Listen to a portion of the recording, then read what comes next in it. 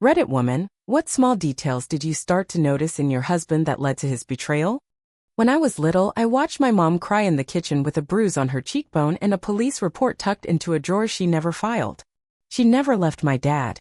Said she couldn't. Not with 2 kids and no job. So when I got married, I promised myself I'd never be in that position. I'm 34 now. My husband, well, ex-husband, was never abusive. He was funny, charming in that shy guy way, and decent enough at first. But about 2 years into our marriage, after my mom passed, something shifted in me. I remembered the fear in her eyes every time my dad slammed the door too hard. I remembered the hopelessness. That's when I opened the account. It wasn't a lot. $50 here, $100 there.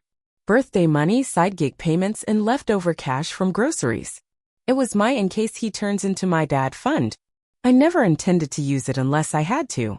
I know how it sounds. Secret money? Feels shady. But it gave me a strange peace of mind.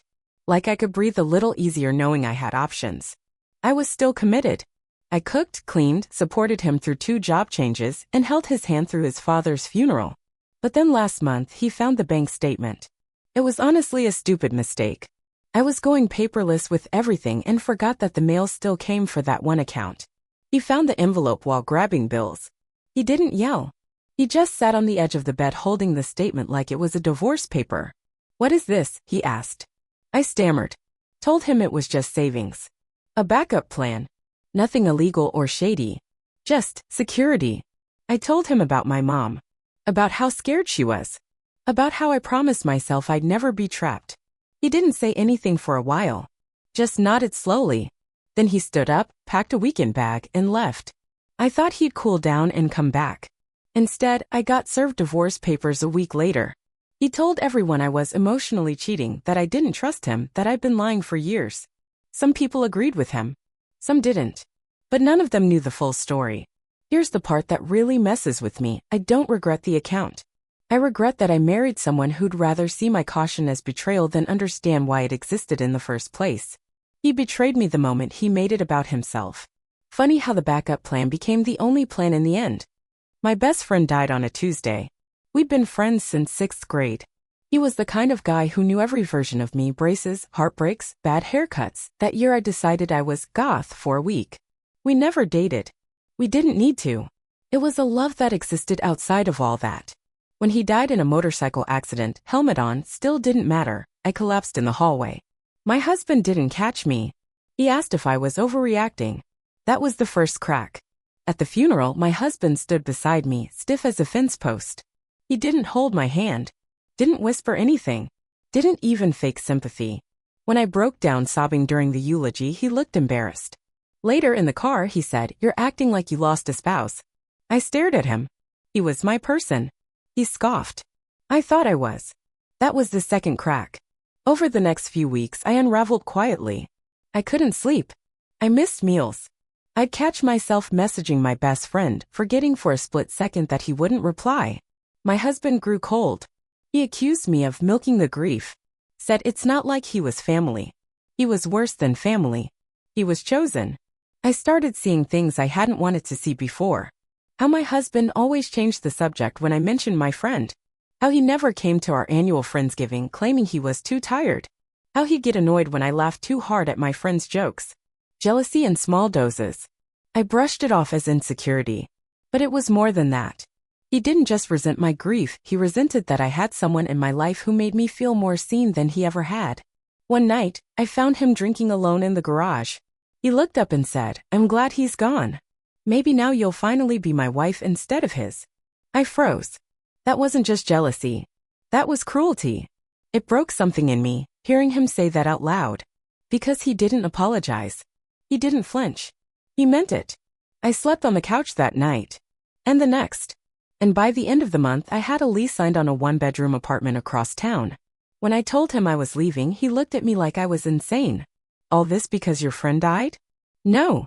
All this because my husband never showed up. Grief doesn't create problems. It reveals them. And mine revealed that I'd married a man who could only handle my joy, not my sorrow. He loved the version of me that laughed at his jokes and kissed him goodbye every morning. He couldn't love the version that cried in the shower and clutched a sweater that didn't belong to him. So I left. I still cry sometimes. But now I don't apologize for it. I grieve how I want when I want without someone rolling their eyes in the background. And that in itself is healing. My husband worked on offshore rigs 21 days out, 7 days home. I used to count down to his return like a kid waiting for Christmas. The last year, I started dreading it. He'd come home with a stiff hug, less eye contact, more time on his phone. He started showering before hugging me. His stories about work got shorter. His phone, once left face up on the nightstand, now lived in his pocket or face down on the charger. I brushed it off. I told myself offshore life was exhausting and maybe he was just worn down. But then the bank called. We had a shared account for bills and savings and a second one for his travel expenses.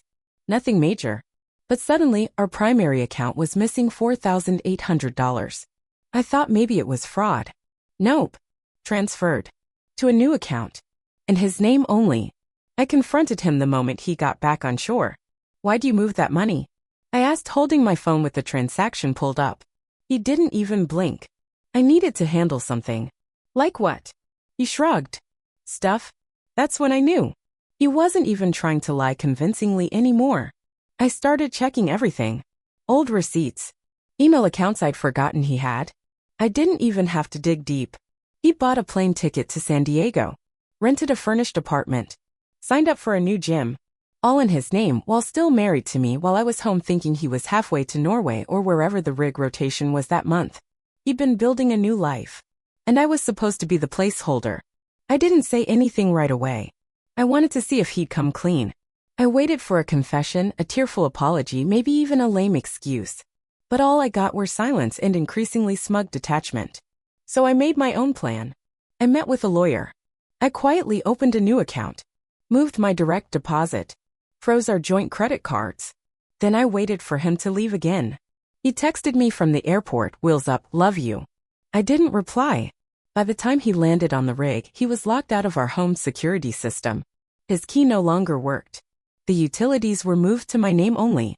The divorce papers were served by courier to the heliport office. He called, of course. Left a bunch of angry voicemails. The last one said, "You're going to regret this." I didn't. In fact, I wish I'd seen it sooner.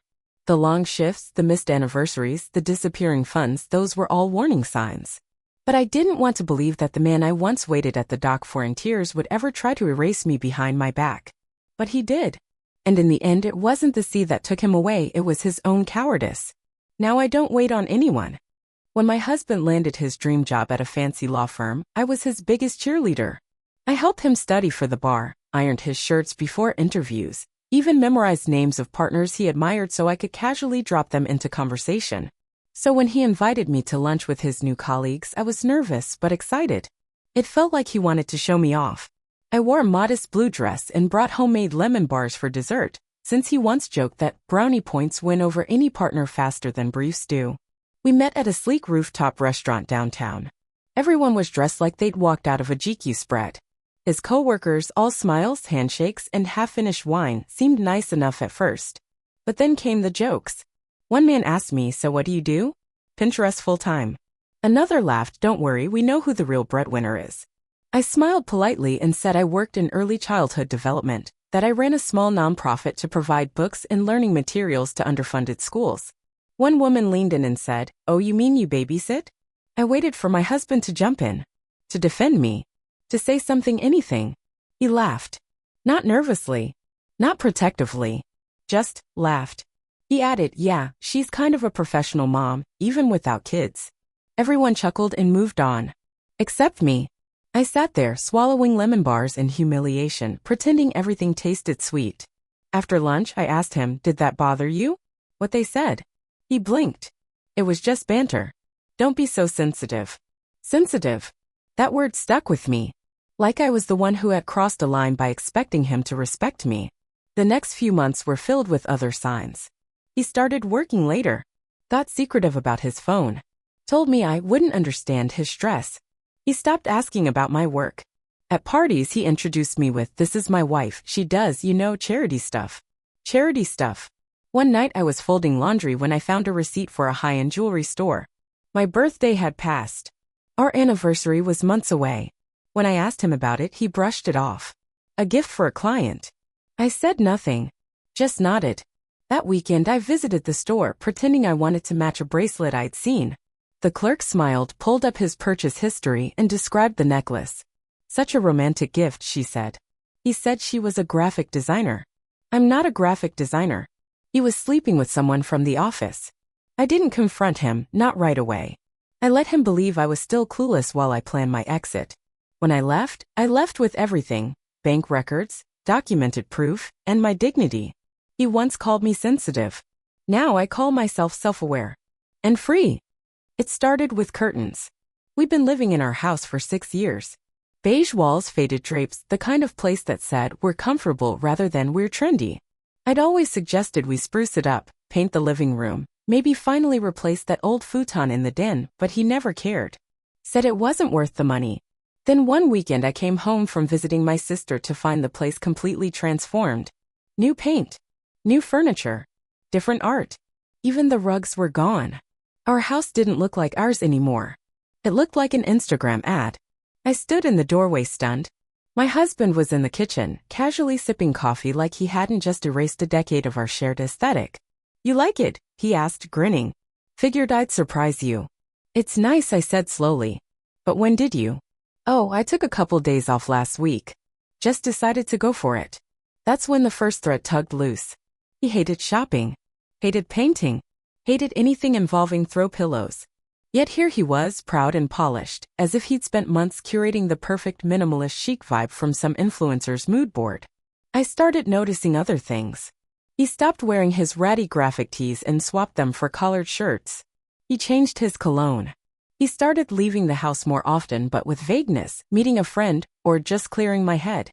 His laptop, once shared freely between us, suddenly had a password. And then came the smell. One evening while putting away laundry, I caught the faintest scent of perfume on his collar.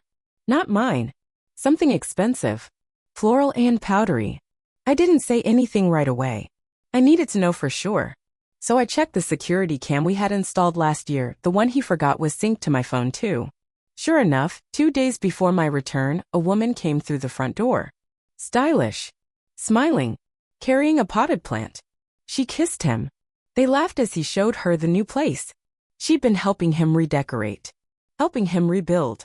Only I was the ghost still living there. When I confronted him, he didn't deny it. Just looked at me like he was inconvenienced. I didn't mean for it to happen, he said. But she listens to me. She makes me feel appreciated. I stared at the white walls, the generic artwork, the cold blue couch neither of us had picked out together. You redecorated our life for someone else, I said quietly. And just like that, I packed a bag and left. I didn't argue. I didn't cry. I just walked out the door that used to welcome us home and never looked back. Now I live in a tiny apartment filled with thrift store furniture, warm lighting, and colors that make me feel like me again. He can keep the house. It matches the stranger he became. 12 years together. Married for 9. And he ended it with a text message. I was folding laundry when my phone buzzed. It was short. Cold. I'm leaving. Don't call. I've met someone. You'll find the papers in your inbox. That was it. I stood there holding one of his old t-shirts, the one with the faded logo from our honeymoon hiking trip. I laughed at first like there's no way this was real. A breakup text was for high school kids, not grown men who shared mortgages and morning routines. But he wasn't joking. By the time I tried calling, the line was disconnected. His social media went dark. He blocked me on everything. It was like he had vanished. I called our bank next. That's when the second gut punch hit. Every cent in our joint account? Gone. Transferred 3 days earlier. He had planned this down to the minute. The bills, the mortgage, the subscriptions, even our dog's food delivery, all still scheduled like clockwork, but with no money to pay them. I was in shock, but not surprised. That's the part that hurts most. Looking back, the signs had been there. He became more distant around our 8th anniversary. Fewer conversations, more deflection. He'd laugh off anything serious. Why are you always so intense, he'd say. When I cried during a movie, he rolled his eyes. When I got a promotion, he barely reacted. But when I mentioned going to therapy, he scoffed and asked to talk about what? Your feelings again. It's clear now he'd checked out long before that text ever came through. 2 days after his vanishing act, I got a call from one of our mutual friends. She'd seen him in Miami. On a yacht. With a girl who looked 22 max. Apparently he'd been bragging about starting over, calling me a phase, a nag, too emotional. That girl? A bartender he'd met during a conference. She posted a picture of their matching tattoos the same week he served me the papers. It was humiliating. But something else happened too. I stopped folding his clothes. I opened a new account. Called my own lawyer.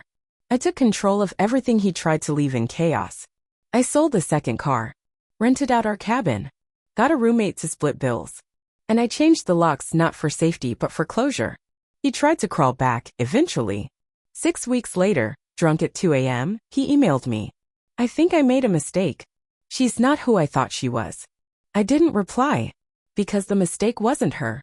The mistake was believing a man who used cruelty as an exit strategy deserved a second chance. Now I live by one rule: if someone shows you who they are, believe them, even if they send it by text. I framed that message, by the way. It hangs above my desk. A reminder that what broke me also set me free. I didn't find out by snooping.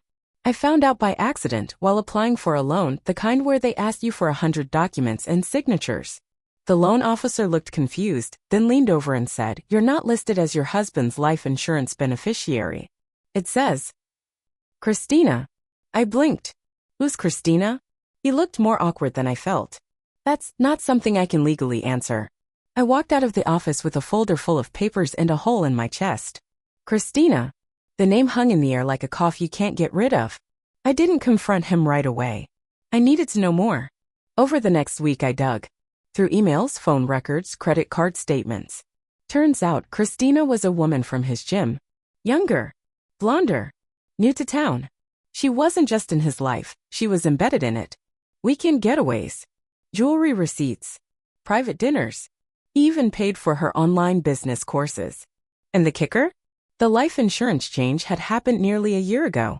He didn't just fall for someone else. He replaced me. Quietly. Legally. Like I was a placeholder he could edit out of existence. I remembered when we first signed up for those policies. We were sitting at the kitchen table eating cheap takeout, laughing about how morbid it was. Well, he joked, if I die first, at least you can buy a decent blender. Now all I could think about was how he'd imagined his death not with me mourning but her cashing in. When I finally confronted him, I expected denial. Excuses. Gaslighting. Instead, he looked tired.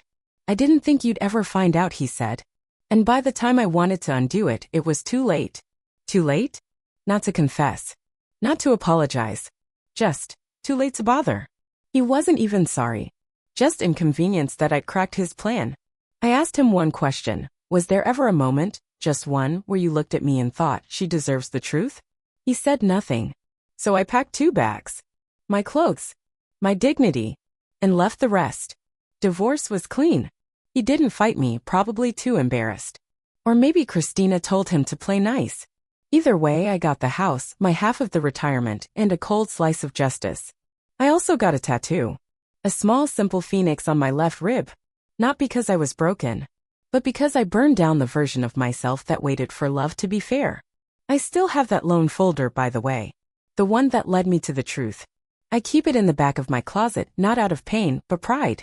It reminds me, people can change documents in secret, but they can't change who you become after the fire. The first time I noticed something was off, it was the car. My husband left that morning in his gray Audi, the same one we'd argued about leasing because it was practical yet sharp. But when I came to pick him up at the new office happy hour, surprise visit, my treat, I watched him step out of a white Porsche. Smiling. Confident. Looking like he belonged in a magazine ad. He didn't see me at first. I was across the street. Next to him stood a woman I'd never seen before. She laughed, leaned into him like they were in on some inside joke. Her hand lingered on his chest just a little too long. They looked seamless. When he finally noticed me, his smile vanished like someone flipped a switch. His body stiffened. He walked toward me like a guilty teenager, eyes darting. "You didn't text you were coming," he said. "I wanted to surprise you." "Mission accomplished," he muttered, glancing back at Portia Girl. "I didn't ask about her. Not then. I asked about the car." "Oh, that? Just a loaner from a client," he said quickly. "Nothing serious." But it was serious. 2 weeks later, that same Porsche was parked in our driveway on a Sunday morning. And he didn't even bother hiding it. Turns out it wasn't a client's. It was leased. Under a new LLC he'd opened, one I didn't know about. He started staying out later. More client dinners. More sudden meetings out of town. He'd come back with expensive shirts I hadn't seen before, the scent of cologne he never used to wear. When I finally confronted him, I asked, "Are you seeing someone?" He didn't lie. He just smiled a smug, tired smile and said, "You always wanted the truth, right?" It wasn't the Porsche. It wasn't the dinners. It was that look, like I was a weight he'd finally decided to cut loose. "I wanted someone exciting," he said. "Someone who doesn't just ask about bills and dog food and my cholesterol." I stared at the man I'd loved for a decade and didn't recognize him at all. "You mean someone who doesn't remind you you're not 25 anymore?" He didn't reply. In the end, I didn't make a scene. I didn't scream or cry or key the car, tempting as it was. I simply walked inside, grabbed a box, and began collecting what was mine. He didn't try to stop me. A week later, a process server handed him the divorce papers in the middle of brunch with Porsche Girl. I know because a mutual friend saw it. Said the look on her face was priceless. I don't care about luxury cars. But I did buy myself something after the settlement. A bike. Bright red. No engine, no power seats. Just me pedaling forward, knowing I'm finally in control of where I'm going. The hurricane wasn't supposed to hit our town. We were inland safe, we thought. But storms don't care about forecasts. That night, wind howled like it had teeth. Our backyard fence blew away. The garage flooded. And worst of all, my beloved old car, my first real purchase as an adult, was crushed under a neighbor's tree. I cried for 3 days. Not just about the car. About everything. The damage. The fear. The feeling that something in my life had cracked open. My husband, he rolled his eyes. "You're crying over a car? Jesus, it's just metal." No, it was memories. It was the place I played my favorite music, cried after job interviews, rehearsed my speech before our wedding. It wasn't just metal, it was mine. But he didn't get it. Over the next week, we dealt with insurance cleanup repairs. I did most of it. He claimed work was slammed, and spent his evenings playing video games with friends, laughing in the living room while I fought with our internet provider about storm damage. I started to feel like I was alone in my own home. Then came the kicker. One night, while I was crying quietly in bed, because our roof had started leaking and we didn't have enough savings for the deductible, he stood in the doorway and said, "I can't deal with this version of you." I looked up. "What version is that?" He shrugged. "The one who's always sad." "It's exhausting." It was like being punched without being touched. Exhausting? I'd been holding us together with duct tape and desperation, and I was the burden? I stopped talking to him after that. Not out of spite, just survival. We became roommates who shared bills but not comfort. I realized I was grieving more than just a car or a storm-damaged house. I was grieving the loss of the man I married. The man who once stayed up all night with me when I had food poisoning. The man who wrote "I love your weird" on a sticky note and left it on the bathroom mirror. That man was gone. One night, as I patched yet another leak with towels and prayer, I thought, I can either keep fixing this house or fix my life, but I can't do both. I chose the latter. I filed for divorce a month later. He was stunned. "But we're getting back to normal," he said. I shook my head. "You are. I'm not. Because normal shouldn't feel like loneliness. It shouldn't sound like silence after you beg for comfort." I moved into a small apartment with peeling paint and creaky floors, but it was mine. And I started painting again, something I hadn't done in years. The first thing I painted? My old car. Soft blue. Peaceful. Whole. He saw a storm as a nuisance. I saw it as a sign. Sometimes the destruction clears the space you need to rebuild yourself. He left me in the middle of a Tuesday. No warning. No build-up. Just a cold email between client meetings. "I'm sorry. I've met someone. I'm moving out tonight." No name. No emotion. Just facts. I was at my desk, sipping lukewarm coffee and reviewing vendor contracts when I saw it pop up. At first, I thought it was spam. But no, it was real. My husband of 7 years, who kissed me goodbye that morning and complimented my new lipstick, had decided he was done. Just like that. I didn't cry. Not that day. I had a pitch meeting in 20 minutes and a client flying in from Boston. So I closed my laptop, stood up, and walked into that boardroom like my world hadn't just imploded. Because I'm good at compartmentalizing. Years in corporate finance taught me that. You smile. You delegate. You don't show weakness, especially not as a woman in a room full of tailored suits and thinly veiled condescension. After the meeting, I checked my bank accounts. He'd moved money. Not all of it, just enough to make a point. Enough to remind me that behind the charm and clever jokes, he was the kind of man who wanted to win the breakup. But what he didn't know, what he couldn't know, was that I'd seen this coming months ago. When he stopped asking about my work. When he mocked my business trips. When he said, "You're turning into one of those women who care more about clients than cooking." He was intimidated. I'd grown. He hadn't. So while he was busy flirting with some startup intern, I was meeting with lawyers. Not because I was planning to leave him, but because I knew someday he would leave me. And when that day came, I wasn't going to be blindsided. I'd already moved my bonuses to a separate account. I'd quietly transferred the business license of my side consulting firm into my name alone. I'd reviewed the prenup he insisted we didn't need, only to find I was far more protected than he realized. So when he walked out, I didn't chase him. I didn't beg. I sent him a one-line reply. "Thank you for confirming your exit. Expect formal communication shortly." He tried to call. I declined. He showed up at my office once. My assistant told him I was in meetings all day. Truthfully, I was in yoga pants on my couch, eating takeout and finally exhaling. Now it's been 6 months. I gave the house to him, out of strategy, not sentiment. I bought a loft downtown and filled it with plants and sunshine and music I never got to play around him because he said it was too emotional. I still wear lipstick. Still run meetings. Still win. He left thinking he'd get the upper hand. But some women don't fall apart after betrayal. We just get sharper, quieter, and far more dangerous with a spreadsheet. ChatGPT.